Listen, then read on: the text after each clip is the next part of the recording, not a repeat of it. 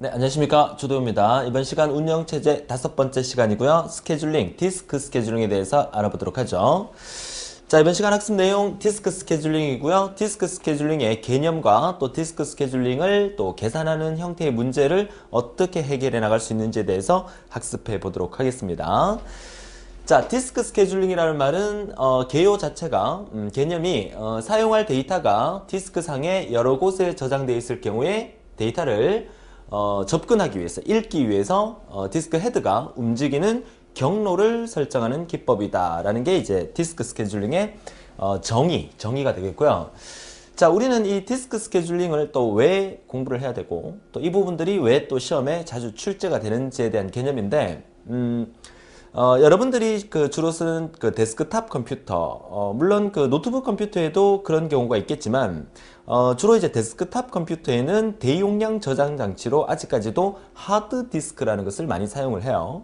자, 하드디스크라는 것은 고용량의 저장 장치고 보조 기억 장치입니다. 자, 하드디스크의 뚜껑을 열어보면, 그렇다고 해서 여러분들이 집에 가서 여러분 컴퓨터의 본체를 뜯어서 하드디스크를 열어볼 필요는 없습니다. 보통 우리 일반인들이 잘 열지는 못합니다.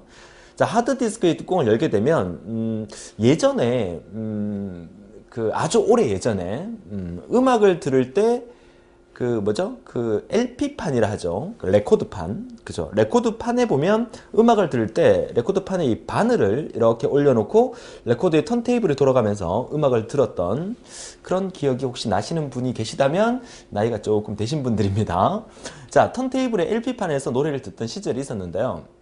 우리 디스크를 뜯어보면 턴테이블에 노래 듣는 것처럼 비슷하게 생겼어요. 디스크에 이렇게 헤드가 이렇게 움직이면서 디스크의 원판이 돌아가면서 헤드가 이렇게 왔다 갔다 움직이면서 데이터를 읽어드리는 방법이에요.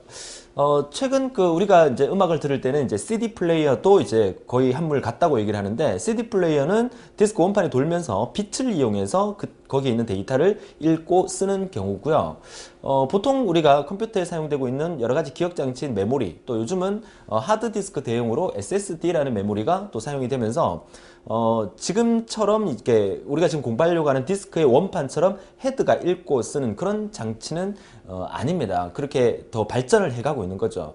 그러니까 과거에 쓰고 있던 지금 여러분 집에 컴퓨터의 하드디스크 같은 경우에도 처음에 컴퓨터에 부팅을 시키면 뭔가 깅깅깅 하는 소리가 나고, 그죠? 철커덕 하는 소리까지 나는데, 그게 전부 다 디스크의 헤드가 원판을 읽어드리는 소리거든요.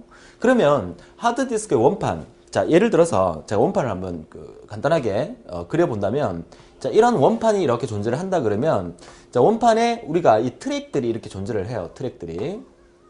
우리 눈에는 안 보입니다. 자, 트랙이 이렇게 존재합니다. 물론 과거의 LP판 같은 경우에는 트랙 자체가 이렇게 돼 있겠죠. 이렇게. 달팽이 모양으로 이렇게 돼 있어서 바늘을 올리게 되면 바늘이 이제 안쪽으로 이렇게 이동하면서 음악을 들려줬는데, 우리가 보통 쓰고 있는 컴퓨터의 저장 장치인 디스크 같은 경우에는 트랙이 이렇게 동심원으로 이렇게 돼 있어요. 그러면 디스크 헤드가 이렇게 움직이면서, 이제 헤드가 바늘이라고 가정을 할게요. 그러면 이 헤드가 이렇게 왔다 갔다 움직이면서 원판이 회전하면서 이 안에 있는 데이터를 이렇게 읽어준단 말이에요. 그러면 이 원판을 예를 들 때 이 원판에 맨 안쪽 동심원이 있을 거고 맨 바깥쪽에 이렇게 동심원이 있단 말이죠. 그러면 우리가 이 헤드를 읽을 때 바깥쪽부터 안쪽으로 읽어 나가는 경우도 있을 거고, 또 안쪽에서부터 바깥쪽으로 읽어 나가는 경우도 있을 겁니다. 우리는 이 디스크가 헤드가 움직이면서 안쪽 트랙과 바깥쪽 트랙 중에서 어느 것을 어떻게 먼저 읽어 나가느냐, 최적의 방법으로 이 트랙들을 읽어 나가면서 데이터의 어떤 저장이나 또는 불러오기의 어떤 속도를 최적화시킬 수 있느냐, 이 부분들을 관리하는 스케줄링이 바로 디스크 스케줄링이다. 이렇게 개념을 잡으시면 돼요.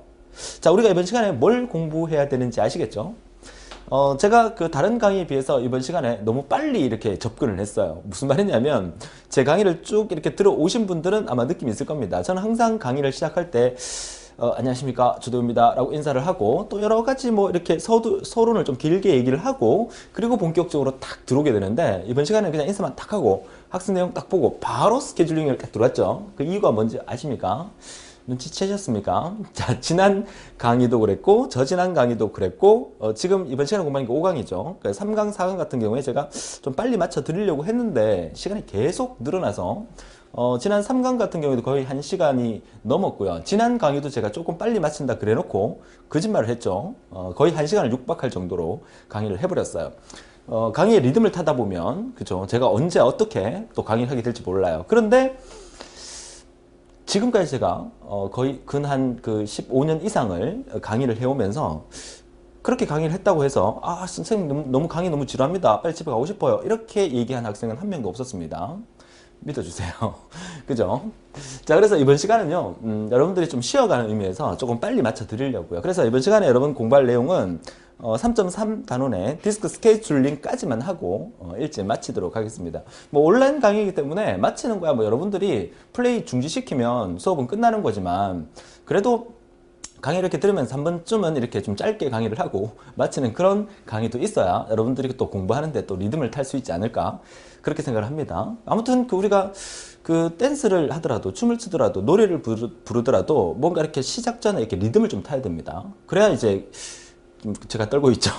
강의도 좀 리듬을 타서 이렇게 강의를 하다 보면 훨씬 더 재밌고 여러분들 이제 강의를 듣기 전에 이렇게 리듬을 타고 강의를 들어주셔야 여러분들 확실히 여러분 것으로 만들 수 있다는 얘기입니다. 이번 시간에 할 내용 그렇게 많지는 않은데 제가 핵심적으로 이 디스크 스케줄링을 어떻게 관리하는지에 대해서 설명을 드릴 테니까 완전히 여러분 것으로 만들어 주시길 바라요. 제가 이렇게 얘기했는데 또 강의가 길어질 수는 있습니다. 아무튼 다양한 예를 들어서 설명을 드릴 테니까 완전히 여러분 것으로 만들어 주세요. 자, 아무튼 디스크 스케줄링은 이 원판에 있는 이 헤드가 디스크의 면을 읽어가는데 경로를 결정하는 기법이에요. 자, 목적은요, 처리량의 최대화, 그쵸? 최대로 많은 양을 처리할 수 있도록 하고, 응답 시간의 최소화, 그쵸? 짧은 시간 내에, 그리고 응답 시간의 편차의 최소화. 결국 다 좋은 말들이에요. 그렇죠. 우리가 컴퓨터를 사용하면서 우리가 전자계산기 구조나 데이터베이스 강의에서도 이런 비슷한 얘기가 나오지만 컴퓨터를 좀 더 효율적으로 쓰기 위해서는 일단은 속도가 빨라야 돼요. 그렇죠. 그러니까 속도가 빠르다는 얘기는 응답 시간을 최대한 줄여야 된다는 거. 그리고 우리는 항상 용량을 커야 됩니다. 용량을 크게끔 해서 활용하는 게 더 좋다는 의미겠죠. 속도도 빠르고 용량도 크면 얼마나 좋을까요? 근데 항상 장점이 있으면 단점이 있는 그런 얘기가 나오죠. 자, 세 번째, 디스크 스케줄링 시 발생하는 병목 현상을 제거하는 방법이다. 자, 제거하는 방법 어떤 것들이 있느냐? 자, 제어 장치가 포화 상태가 되면 해당 제어 장치에 부착된 디스크의 수를 감소시키게 되고요.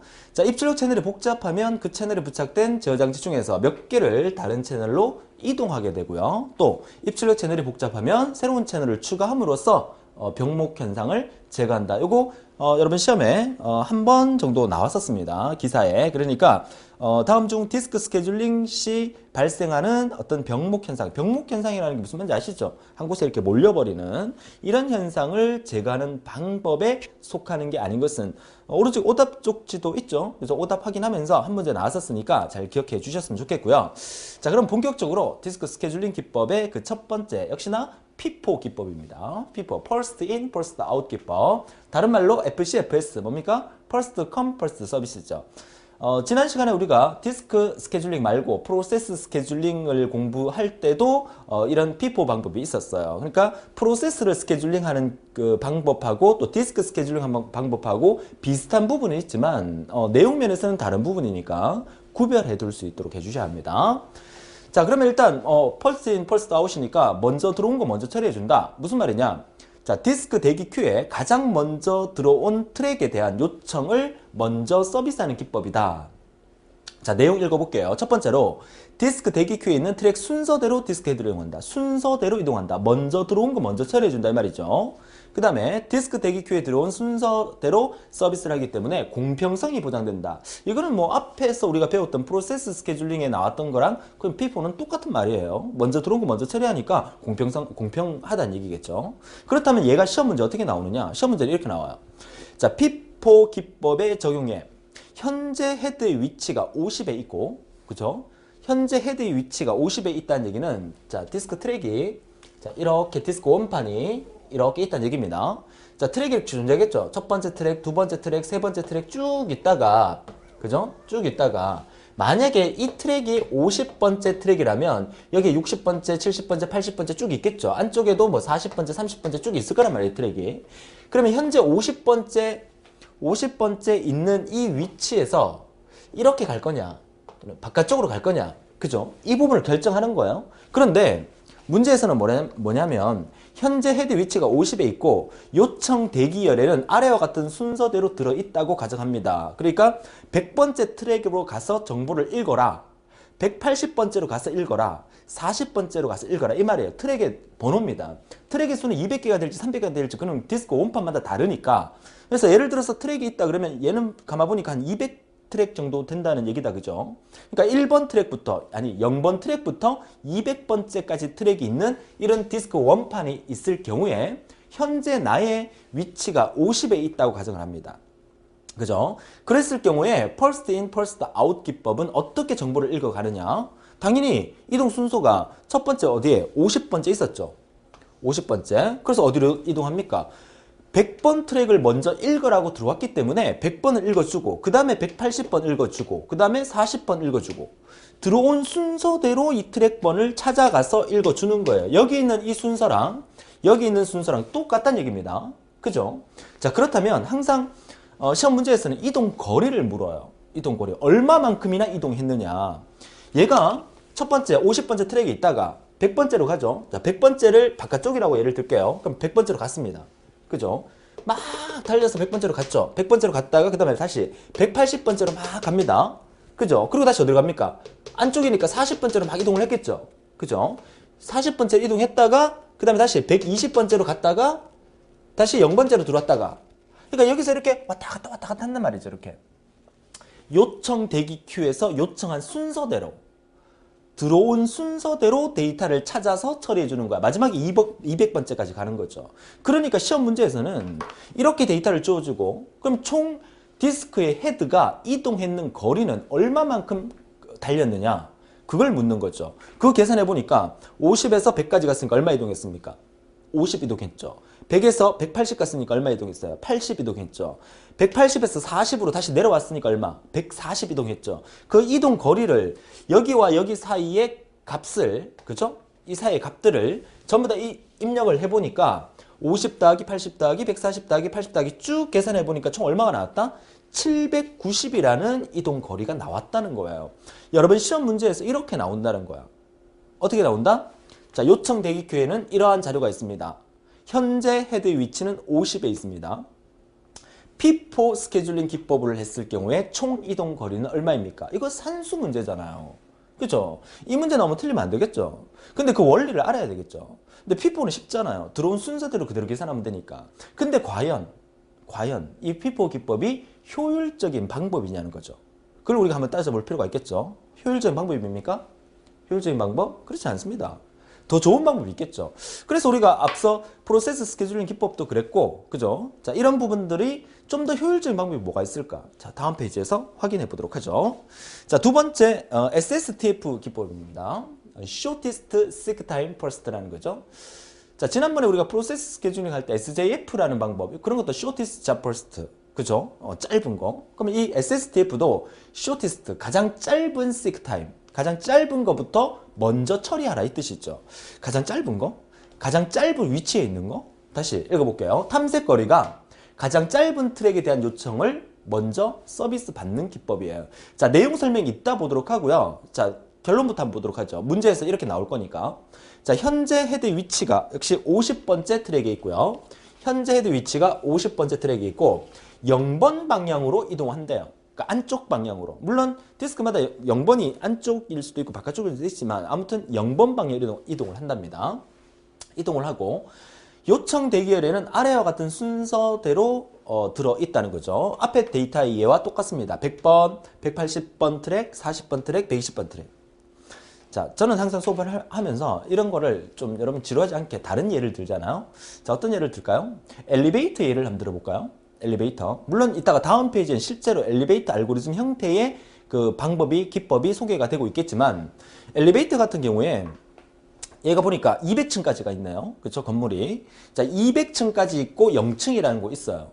그러면 이 엘리베이터가 자, 디스크 원래는 여러분들은 이렇게 이해를 하셔야 돼요. 디스크 원판이 여기가 0번 트랙이고 맨 마지막이 200번 트랙이라면 현재 헤드 위치가 50번째 있으니까 0번 트랙으로 갔다가 200번 트랙으로 갔다가 이렇게 왔다 갔다 이렇게 하는 거를 예를 드는 건데 이거 보니까 좀 예를 들기가 조금 여러분들이 보기가 그러니까 쉽게 이야기해서 자, 이 건물이 있단 말이야. 여기가 0층이에요. 여기가 200층이에요. 현재 나는 어디 있다? 50층에 있다는 얘기야. 이렇게 예를 들면 좀 예를 여러분 이해하기가 좀 쉽고 좀 재밌지 않을까 싶어서 예를 들어보는 겁니다. 그 50층에 있죠. 그러면 SSTF는 이동 거리가 가장 짧은 것을 먼저 처리한다는 얘기니까 현재 100, 180, 40 쭉 있는 것 중에서 현재 50층에서 가장 가까운 층은 몇 층이에요? 물론 50층에서 가장 가까운 층은 49층이죠. 또 51층이죠. 그죠? 그 말고 50층에서 여기 있는 것 중에서 가장 가까운 층은요. 40이 후보가 될 수 있고요. 또 50보다 큰 층 찾아볼게요. 70이 후보가 될 수 있겠네요. 그럼 50층에서 40층이 가까워요? 70층이 가까워요? 40층이 가깝죠? 그죠? 그러니까 50층에서 어디로 이동한다? 40층으로 이렇게 이동한다는 거야. 여기가 40층이라면. 그죠? 그 다음에 40번 위치에서 이 40번 층에서 40층을 기준으로 했을 때 남아있는 것 중에서 가장 가까운 층이 어디냐는 거예요. 40층을 기준으로, 그죠? 가장 가까운 층은 50층은 방금 했잖아요. 그죠? 몇 층? 그쵸? 70층이죠, 70층. 그럼 40층에서 그 다음 어디로 간다? 70층으로 이동한다는 거야, 70층. 70번째 트랙으로. 그죠? 그러면 이 70번째 트랙 여기를 기준으로 남아있는 것 중에서 가장 가까운 층은 어디? 그쵸? 80층. 80층으로 또 이동. 80. 그죠? 그 다음에 80층을 기준으로 가장 가까운 층은 어디? 100층. 100층으로 이동. 100층으로 또 이동. 이렇게.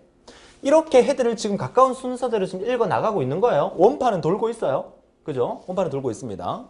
일단 100층에서 가장 가까운 곳은 120층.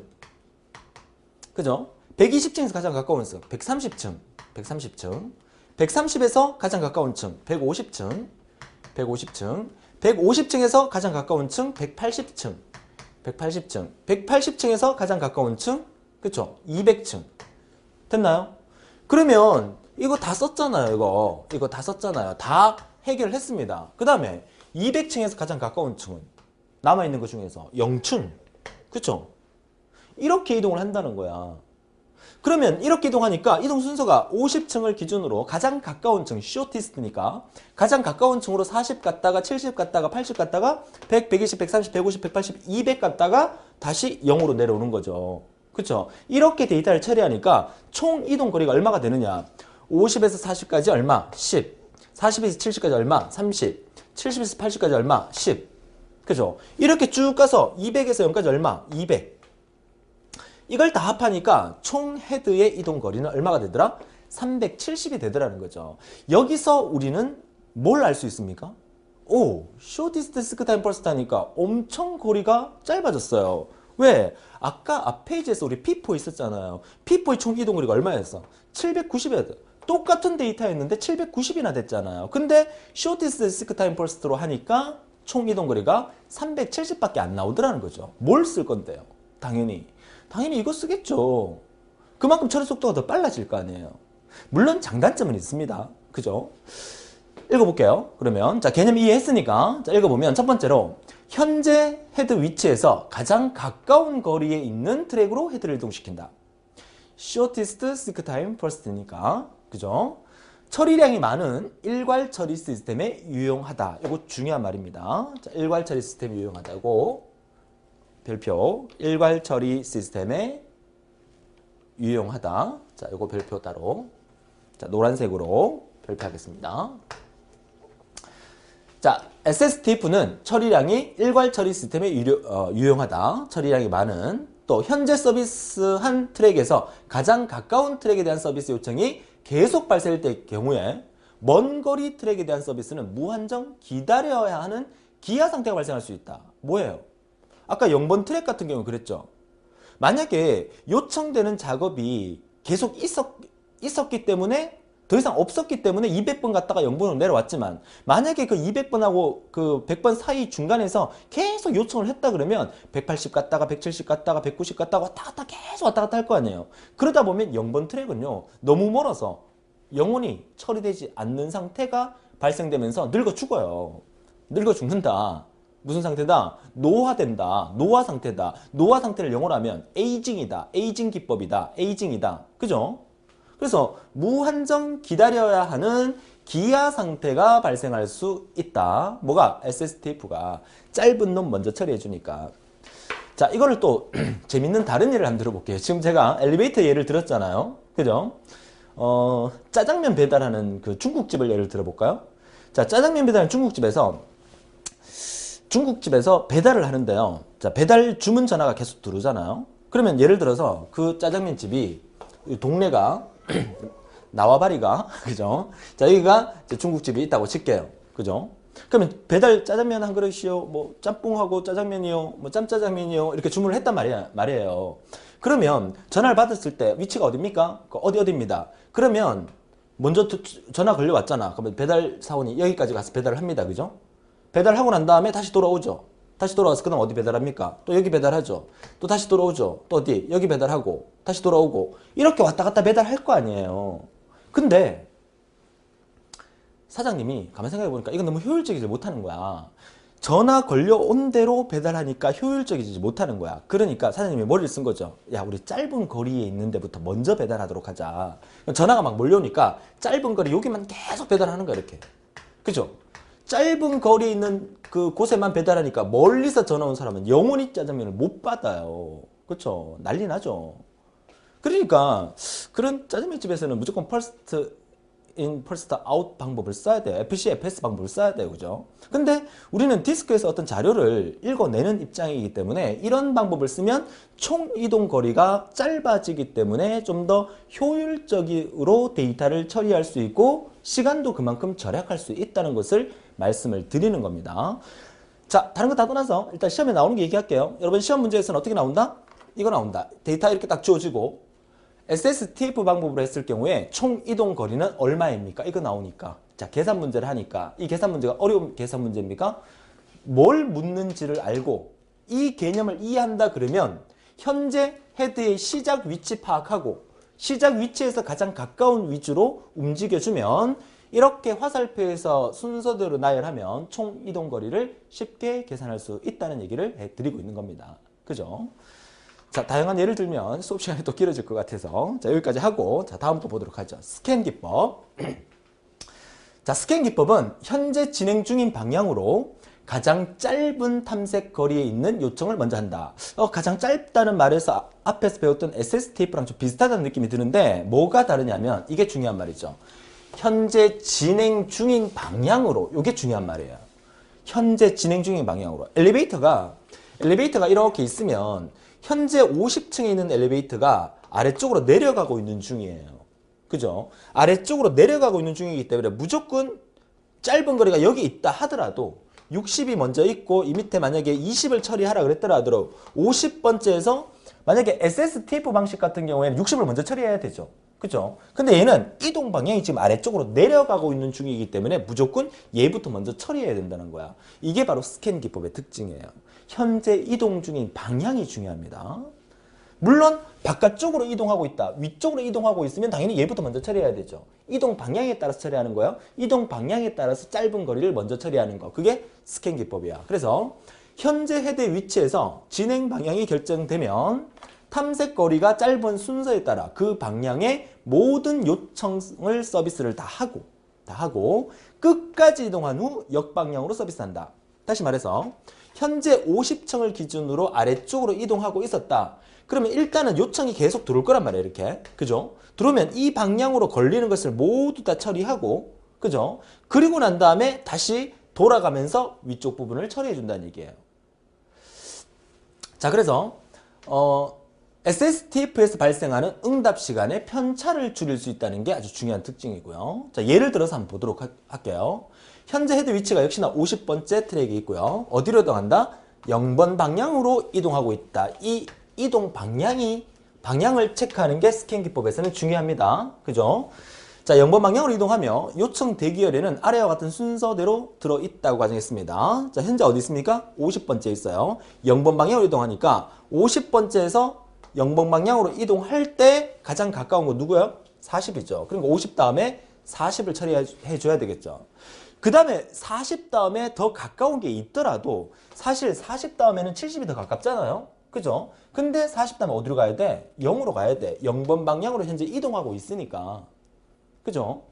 0번 방향으로 갔다가 0층까지 내려왔다가 다시 올라가죠. 다시 올라갈 때 중간에 40하고 50은 처리를 했기 때문에 올라갈 때 가장 가까운 것은 뭐다? 70번이 가장 가깝죠.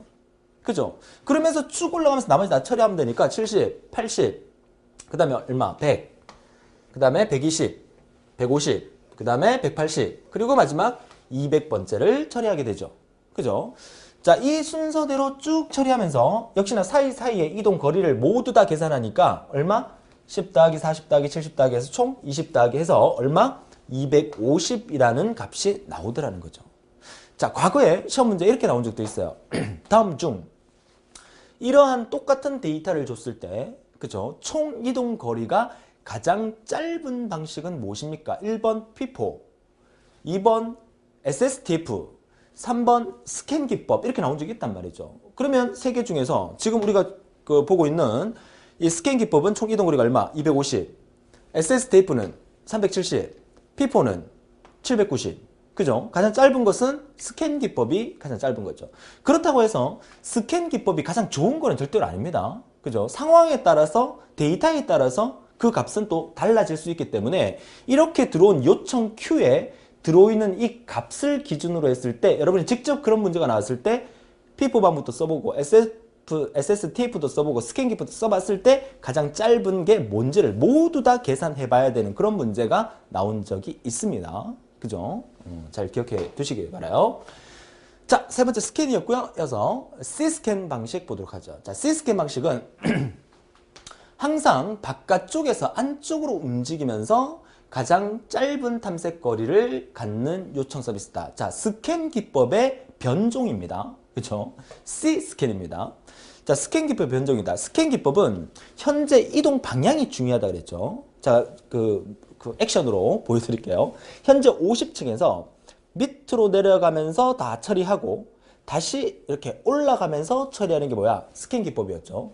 근데 C 스캔 기법은 자, 이동 방향이 0번이다. 그러면은 현재 위치에서 아래쪽으로 이렇게 이동하죠. 그래서 0번 트랙까지 다 처리를 했습니다. 처리를 하고 난 다음에 다시 점프해서 200층으로 올라온 다음에 다시 내려오면서 처리를 해요. 차이점이 뭐냐고요? 자, 보세요. 차이점. 자, 차이점. 자, 차이점을 보시면 자, 일반적인 스캔 방식은 자, 스캔 방식은 현재 엘리베이터가 이렇게 있으면 현재 위치가 여기에서 이동할 때 이렇게 내려왔다가 다시 이렇게 올라가서 데이터를 처리합니다.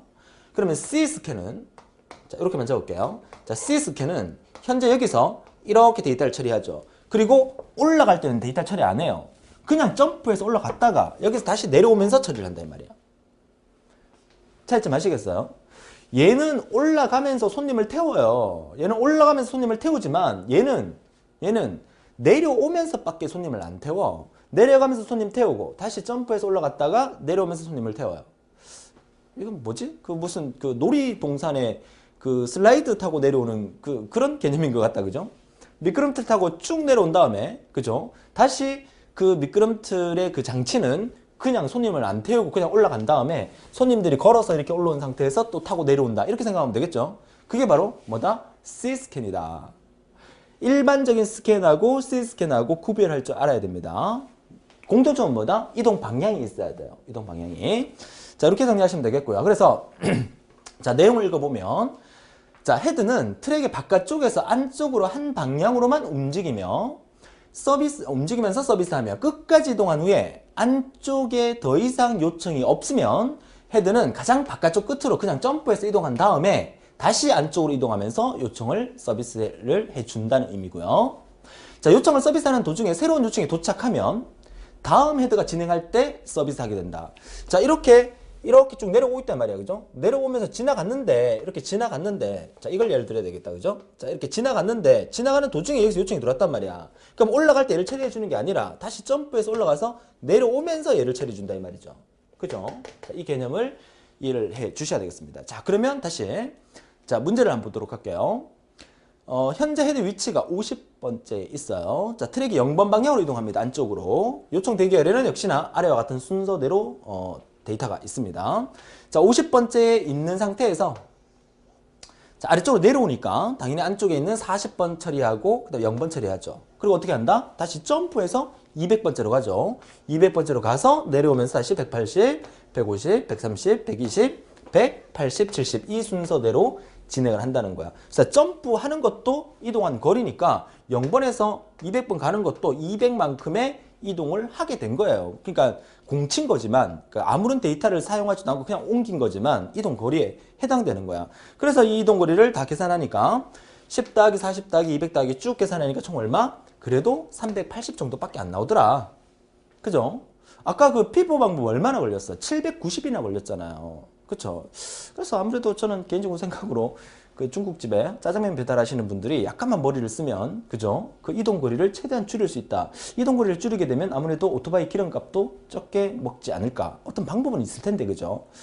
아무래도 그 짜장면집의 노하우가 나름대로 있겠죠, 그죠? 오토바이를 또 몇 대 쓰느냐에 따라서 다를 거고, 직원을 몇 명 쓰느냐에 따라서 다를 거고, 만약에 전화를 한 1분 정도만 더 기다려서 같은 라인에 주문이 동시에 떨어졌을 경우에는 동시에 실어서 갔다 올 수 있는 방법도 있을 거고 여러 가지 방법은 있을 거예요. 그죠? 비즈니스 하시는 분들은 그런 부분들도 조금 머리를 써서 한다 그러면 조금 더 경제적으로 그 일처리를 할 수 있지 않을까 그렇게 생각을 합니다.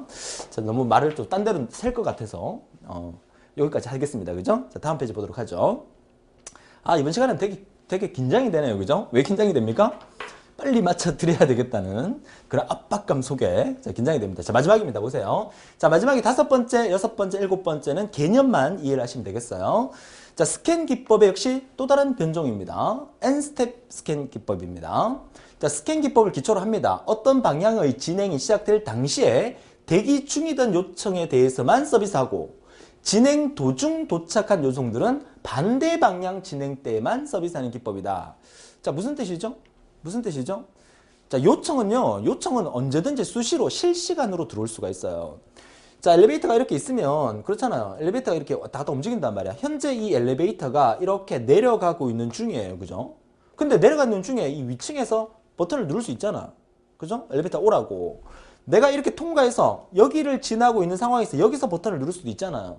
그러면 일단은 내려갑니다. 그죠? 내려갔다가 다시 올라갈 때 얘를 태우겠다는 얘기죠.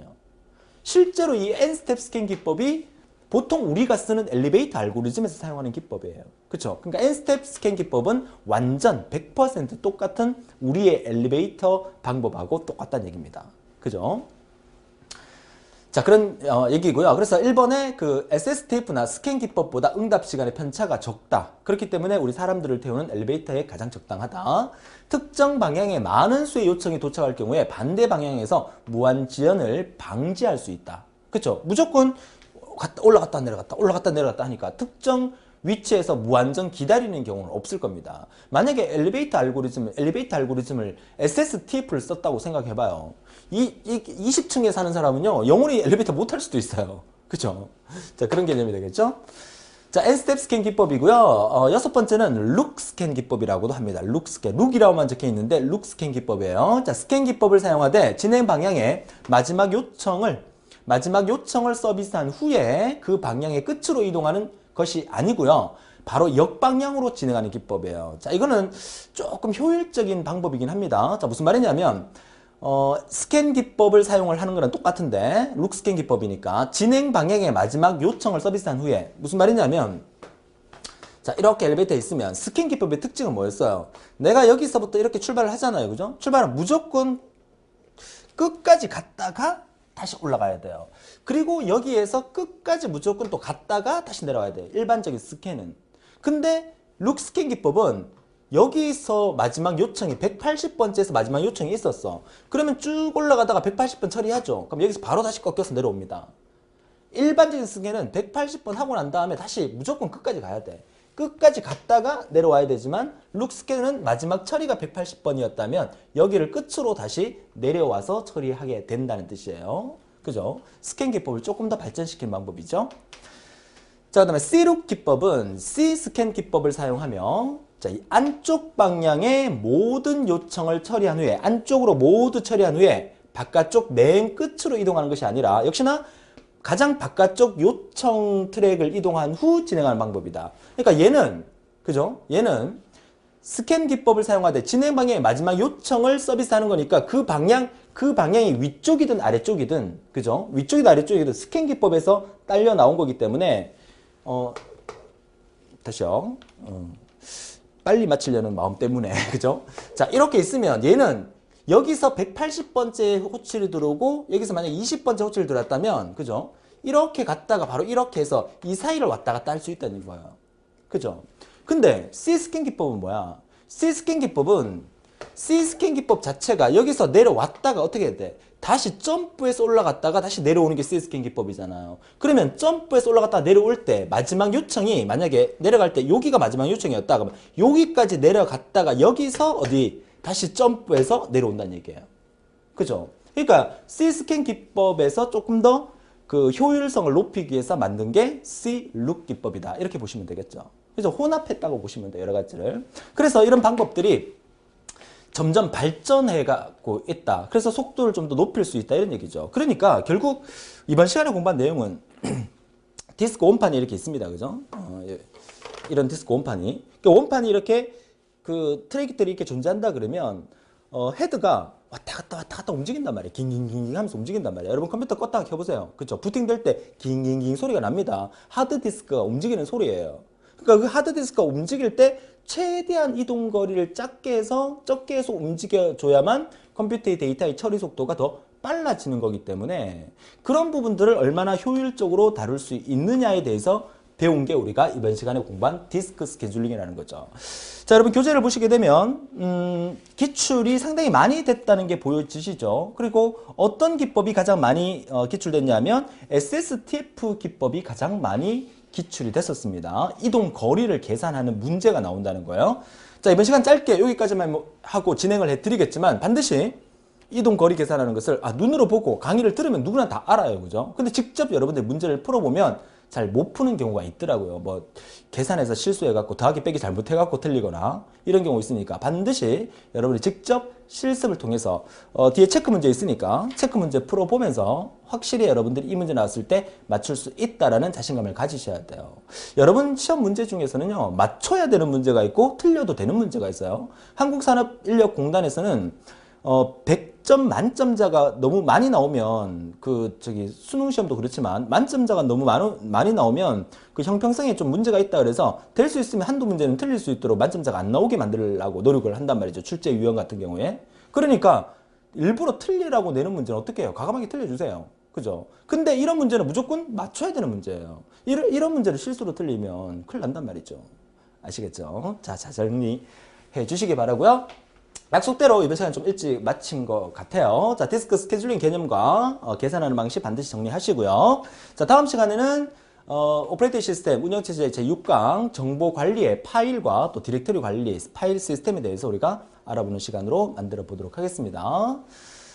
자, 이제 재밌는 강의를 모두 다 정리한 건데 다음 시간부터는 이제 텍스트 내용도 많고 또 개념을 외워야 되는 게 많기 때문에 좀 지루할 수는 있습니다만은 자, 지금까지 열심히 달려온 것처럼 다음 시간도 열심히 달려오셔서 운영체제도 확실히 여러분들 100점 만점에 운영체제 목적은 18점 맞는 게 목표예요. 18점을 모두 맞을 수 있는 여러분이 되셨으면 합니다. 자, 오늘도 즐거운 하루 보내시고 다음 시간에 더 힘찬 모습으로 뵙겠습니다. 수고하셨습니다.